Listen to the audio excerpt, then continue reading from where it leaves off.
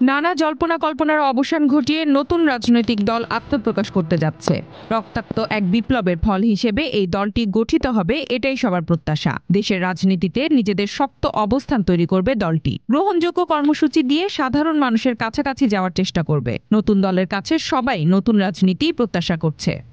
ঠিক এই মুহূর্তে নতুন একটি দলের আত্মপ্রকাশ দেশের রাজনীতির জন্য জরুরি। ৫ আগস্ট গণবিপ্লবের মুখে ভারতে পালিয়ে যেতে বাধ্য হয়েছে ফ্যাসিস্ট হাসিনা। রাজনীতিতে আওয়ামী লীগের শূন্যতা পূরণে নতুন দলের আত্মপ্রকাশ জনগণের মনে আশা যোগাবে।